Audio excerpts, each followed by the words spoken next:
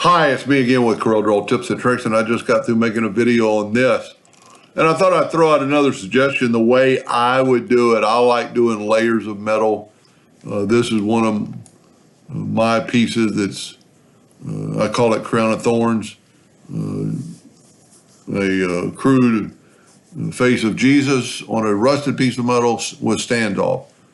That's how I would do this piece right here. I would take away this font that he's used. He did a really good job of making a stencil font, but you only need to make a stencil font if you're going to cut it out of the piece of metal.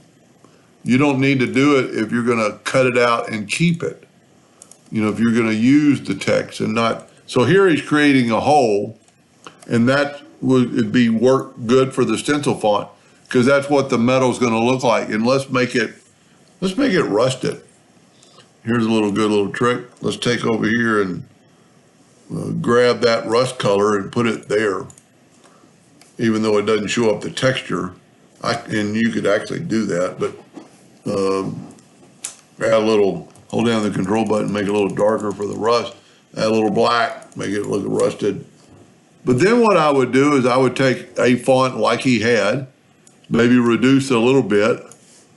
I would left click, right click.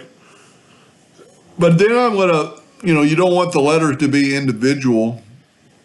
You could do that, and I've done that before many a times to weld, but it's a little bit difficult.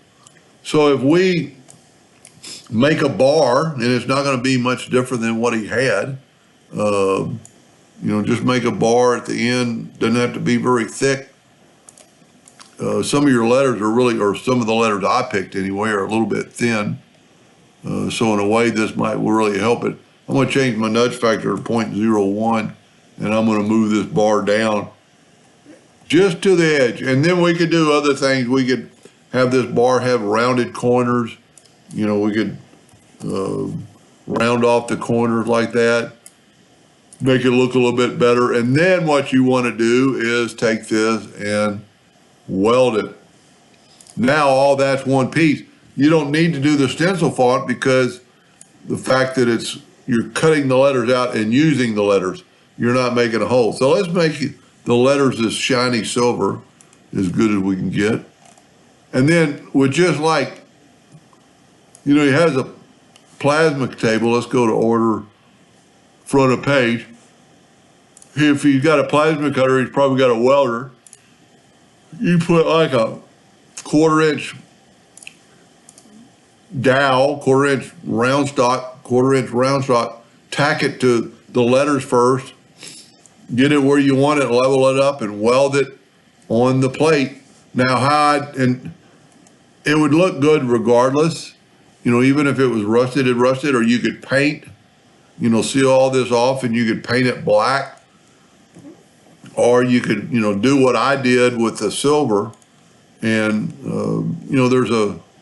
and if you don't know how to rust metal, I can give you some pointers on that. But this is just, I have like an angle grinder with like an SOS pad on it, and I just buff it.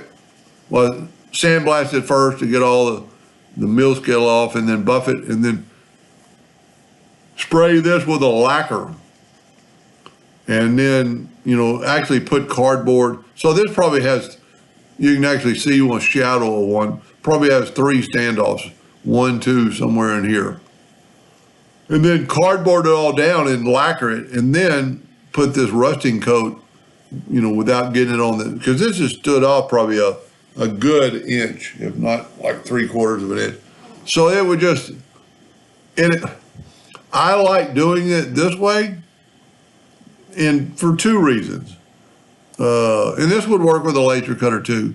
But in plasma cutting, there's things that could happen. And this would relatively be a good, easy cut. I mean, it's just an inside-outside cut. This is a little tricky, and if you cut this out of another piece of metal, and then it messes up, you've only lost a little piece of metal. If it messes up while you're cutting it out here, you've lost that 18 by 18 inch circle. And I think it just makes it stand off because you're using standoffs. Anyway, I hope that helped him with an idea, and thank you for watching.